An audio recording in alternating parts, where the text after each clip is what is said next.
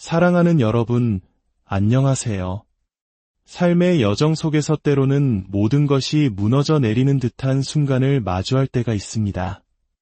예기치 못한 상실, 쓰라린 실패, 그리고 마음 깊은 곳을 찌르는 연약함 앞에서 우리는 주저앉고 싶어집니다. 오늘 이 이야기가 여러분의 마음에 작은 울림을 준다면 구독과 좋아요를 통해 이 은혜의 여정에 동참해 주시길 바랍니다. 여러분의 따뜻한 나눔이 지금 어딘가에서 홀로 힘겨워하고 있을 또 다른 누군가에게는 큰 위로와 희망의 씨앗이 될 수 있습니다. 여러분의 가정과 삶 위에 하나님의 평강이 가득하기를 축복합니다. 때때로 하나님의 은혜는 이렇게 말하는 것과 같습니다. 나는 이미 일어난 과거를 바꿀 수는 없단다. 하지만 내가 결코 가능하리라 생각지 못했던 방식으로 다시 살아갈 기회를 너에게 줄 수는 있단다. 우리 모두는 바랍니다. 그 끔찍한 일이 일어나지 않았더라면, 소중한 당신의 삶이 온전히 보존되었더라면, 상처 없이 안전하게 지켜졌더라면, 하지만 주님은 말씀하십니다. 내 은혜가 내게 족하도다. 이 가슴 찢어지는 고통의 저편에 분명히 새로운 삶이 기다리고 있음을 깨닫게 하기에 나의 은혜는 충분하니라. 그리고 그 새로운 삶은 내가 여전히 생육하고 번성할 수 있는 삶이란다. 때로 우리는 이런 기도를 합니다.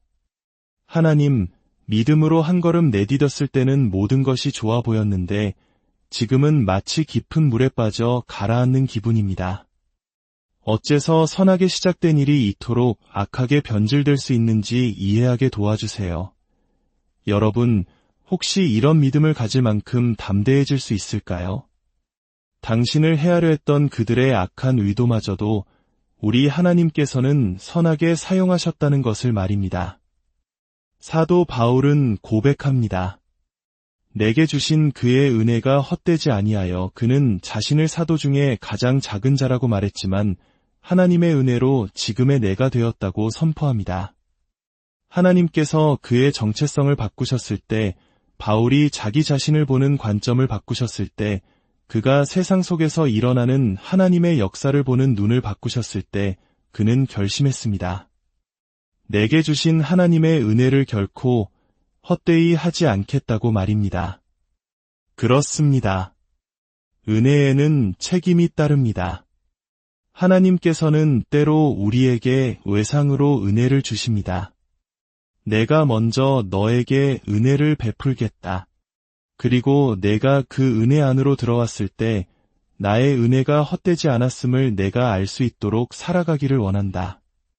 내가 받은 것이 얼마나 귀한 것인지 깨닫기를 바란다. 우리가 받은 은혜의 가치를 진정으로 깨닫는다면 우리는 다시는 같은 잘못을 반복하지 않을 것입니다. 이것이 바로 우리가 진정으로 다른 사람을 은혜로 사랑할 수 있는 이유입니다. 누군가가 같은 실수를 반복하지 않도록 정죄하고 비난할 필요가 없습니다. 그저 그 사람에게 한없이 선하게 대해주면 됩니다. 너무나도 큰 선하심을 경험하게 해서 다시는 이전의 모습으로 돌아가고 싶지 않게 만드는 것입니다. 하나님의 선하심, 그분의 은혜가 계속해서 우리의 삶에 나타날 때 우리는 마음속에 깊은 의무감을 느끼게 됩니다. 주님, 주께서 제게 행하신 모든 일에 대하여 제가 무엇으로 보답하리이까? 나는 복음의 종입니다. 내가 모든 것을 올바르게 행했기 때문이 아닙니다. 그분이 나를 쇠사슬로 묶으셨기 때문도 아닙니다. 그분이 그분의 은혜로 나를 끝까지 추격하셨기 때문입니다. 마침내 돌아서서 우리는 외칩니다. 하나님, 제가 얼마나 보잘것없는 자인지 모르십니까? 제가 얼마나 악한지 모르십니까? 주님은 얼마든지 다른 사람을 찾으실 수 있는데 왜 어두운 술집까지, 왜 타락한 클럽까지 저를 쫓아오십니까? 도대체 제게서 무엇을 원하십니까? 이 깨지고 부서진 조각들로 무엇을 하실 수 있단 말입니까? 사도 바울은 고린도후서에서 자신의 육체의 가시에 대해 토로합니다. 하나님, 제가 주님께 쓰임 받을 수 있을 것 같은데 제게는 이 육체의 가시가 있습니다. 제 영혼을 찌르는 이것 때문에 온전해질 수가 없습니다. 저들처럼 완벽할 수 없고 당당히 고개를 들 수가 없습니다. 그때 예수님께서 그에게 말씀하십니다. 내 은혜가 내게 족하도다. 여기서 말하는 은혜는 우리가 교회에서 흔히 생각하는 그런 개념을 넘어섭니다. 이것은 교환에 관한 이야기입니다. 내가 너와 맺은 이 교환은 너에게 충분하다. 왜냐하면 나의 능력은 약한 데서 온전하여지기 때문이다. 이것이 무슨 의미일까요? 만약 당신이 이 교환을 올바르게 행한다면 당신을 찌르는 가시가 무엇인지는 더 이상 중요하지 않게 됩니다. 당신의 약점이 무엇인지도 중요하지 않습니다. 중요한 것은 오직 당신이 주님과 교환을 했다는 사실뿐입니다. 당신이 주님께 약함을 드리면 주님은 당신에게 강함을 주십니다. 당신이 깨어진 마음을 드리면 주님은 당신에게 진정한 소명과 목적을 주십니다. 하나님은 말씀하십니다. 너의 약함을 내게 다오. 나는 너의 약함과 결혼하고 싶다. 우리의 마음이 무너지는 가장 큰 이유는 우리의 약함을 다른 연약한 사람들에게 내어주었기 때문입니다. 내 약함을 당신에게 주면 마침내 내가 강해질 것이라고 기대하면서 말입니다. 마치 한국 사회의 깊은 정문화 속에서 서로를 보듬어주는 것처럼 우리는 인간적인 관계에서 위로를 찾으려 합니다. 그것은 아름다운 일이지만 인간의 위로와 공감에는 분명한 한계가 있습니다. 연약한 사람이 또 다른 연약한 사람을 온전히 일으켜 세울 수는 없습니다. 예수님은 말씀하십니다. 내가 그 사람을 떠나보내야만 했던 이유, 그녀가 너를 실망시켜야만 했던 이유는 내가 그녀에게서 오직 나만이 줄 수 있는 것을 원했기 때문이다. 너는 그 직장에서, 그 돈에서 오직 나만이 채울 수 있는 만족을 찾으려 했다. 그래서 내가 부유하면서도 여전히 괴롭고 세상의 쾌락에 취해 있으면서도 평안이 없는 것이다. 이 세상 어떤 쾌락도, 어떤 술도 당신이 약했던 그 영역에서 당신을 진정으로 강하게 만들 수는 없습니다. 잠시 있게 해주고 도망치게 해줄 수는 있겠지요.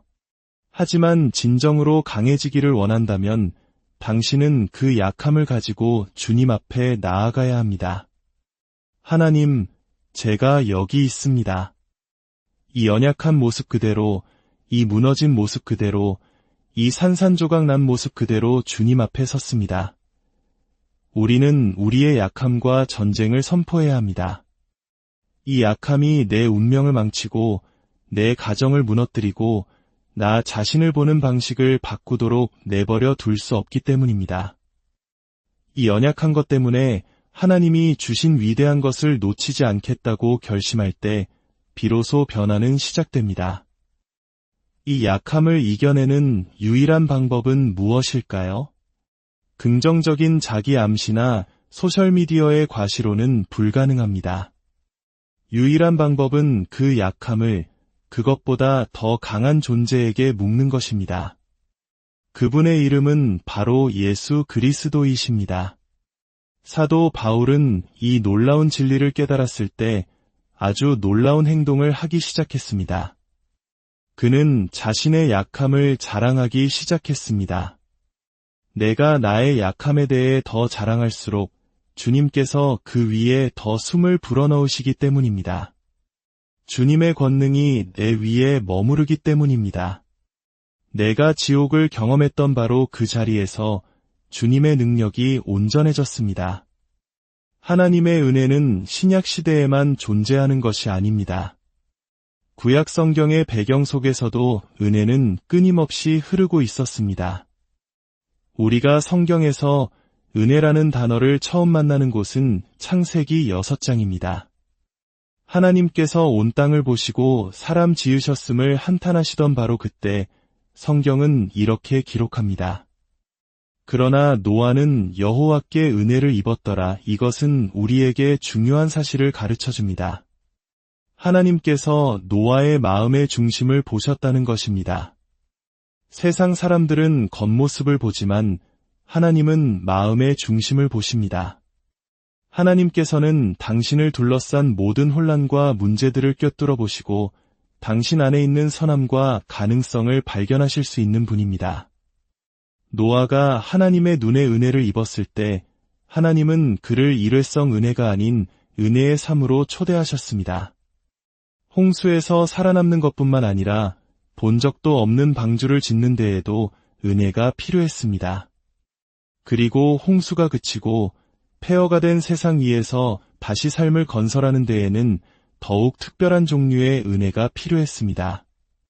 우리가 은혜를 일시적인 것으로 여기는 한 우리는 결코 은혜의 삶을 여는 순종의 단계로 나아갈 수 없습니다. 최초의 은혜의 행위는 사실 창세기 3장에서 찾아볼 수 있습니다. 아담과 하와가 선악과를 먹은 후 그들은 하나님의 명령대로라면 반드시 죽어야 했습니다. 하지만 그들은 죽지 않았습니다. 대신 아무 잘못도 없는 한 동물이 죽어 그들의 부끄러움을 가려주었습니다.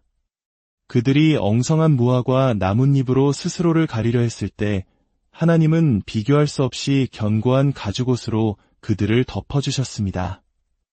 이것이 은혜가 아니고 무엇이겠습니까? 우리가 망쳐버린 일을 왜 하나님께서 덮어주시는 걸까요? 우리 중 많은 이들이 감옥에 있어야 했고 병원에 누워 있어야 했으며 실패의 나락에서 헤매고 있어야 했습니다. 그러나 하나님의 은혜가 우리를 덮었습니다. 아담과 하와는 에덴 동산에서 쫓겨났습니다. 그들이 알던 삶의 한 버전은 분명히 죽었습니다. 이것은 은혜의 또 다른 신비를 보여줍니다.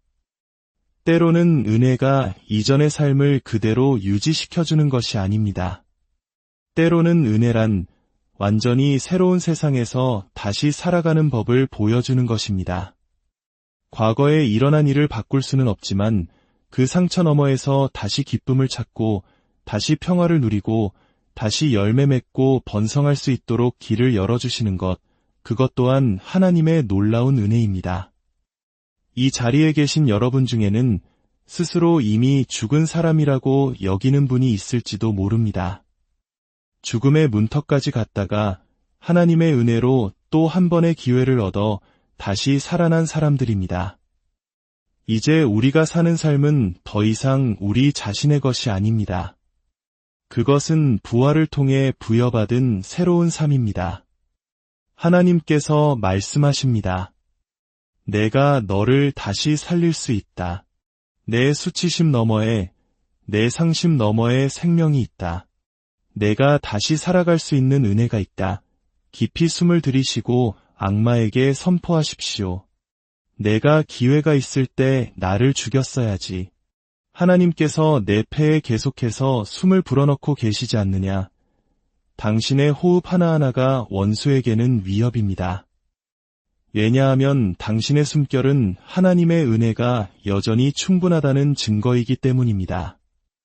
우리는 종종 요셉의 고백을 인용합니다. 당신들은 나를 해하려 하였으나 하나님은 그것을 선으로 바꾸사. 그러나 창세기 신장 20절의 원문을 더 깊이 들여다보면 하나님이 악을 선으로 바꾸셨다기보다는 두 가지 의도가 동시에 존재했음을 알 수 있습니다. 즉, 형들이 악한 의도를 품고 있을 바로 그 순간에 하나님께서는 선한 의도를 갖고 계셨다는 것입니다. 하나님께서는 악이 선으로 변할 때까지 기다리실 필요가 없습니다. 두 가지 서사가 동시에 진행되고 있는 것입니다. 하나는 고통과 배신이라는 인간의 서사, 다른 하나는 구원과 회복이라는 하나님의 서사입니다. 우리는 어떤 서사를 믿고 살아갈 것입니까? 그런데 더 어려운 질문이 있습니다. 선하게 시작된 일이 악하게 보이기 시작할 때는 어떻게 해야 할까요? 하나님이 분명히 함께 하신다고 느꼈는데 그 결과가 처참할 때는 어떻게 해야 할까요? 열왕기상 17장의 사르밧 과부를 떠올려 봅니다. 그녀는 아들과 함께 마지막 남은 음식을 먹고 죽으려 했습니다. 그때 하나님의 사람 엘리야가 나타나 기적을 베풉니다. 가루와 기름이 마르지 않는 은혜를 경험한 것입니다. 악이 선으로 바뀌는 순간이었습니다. 그러나 얼마 지나지 않아 그녀의 아들이 죽고 맙니다. 선하게만 보였던 상황이 순식간에 가장 끔찍한 비극으로 변해버린 것입니다. 이런 순간에 우리가 던져야 할 진짜 질문은 이것이 여전히 선한가? 가 아닙니다. 우리가 던져야 할 진짜 질문은 이 안에 여전히 하나님이 계시는가? 입니다. 나의 제한된 선과 악의 지식으로는 하나님의 계획을 다 이해할 수 없기 때문입니다. 중요한 것은 결과가 내 마음에 드느냐가 아니라 내가 여전히 하나님의 뜻 안에 있느냐는 것입니다. 하나님, 주님이 여전히 이 안에 계십니까? 주님이 함께 하신다면 저는 다시 일어설 것입니다. 주님이 함께 하신다면 죽은 것에도 생명을 불어넣으실 것을 믿습니다. 주님이 함께 하신다면 저는 이 모든 것을 이겨낼 힘과 비전을 얻을 것입니다. 사랑하는 여러분, 마리아와 스가랴의 이야기를 기억해 보십시오. 천사가 나타나 아들을 낳을 것이라고 했을 때 둘 다 질문을 던졌지만 결과는 달랐습니다. 스가랴는 내가 이것을 어떻게 알리요? 라고 물었습니다. 그는 자신의 이성으로 확신할 수 있는 암을 구했습니다. 그러나 마리아는 어떻게 이 일이 있으리까? 라고 물었습니다. 그녀는 하나님의 방법을 물었습니다. 하나는 증거를 요구하는 믿음이고 다른 하나는 순종의 길을 묻는 믿음입니다. 우리는 아는 것으로 나아가야 합니다. 머리로 아는 지식이 아니라 영혼 깊은 곳에서부터 오는 확신입니다. 하나님은 거짓말하지 않으시는 분이며 그분의 약속은 반드시 이루어진다는 것을 아는 것입니다. 이 암이 있을 때 우리는 흔들리지 않을 수 있습니다. 세상이 보기에는 낯설고 이상해 보이는 길이라 할지라도 하나님이 주신 암이 있는 자는 담대하게 그 미지의 영역으로 나아갈 수 있습니다.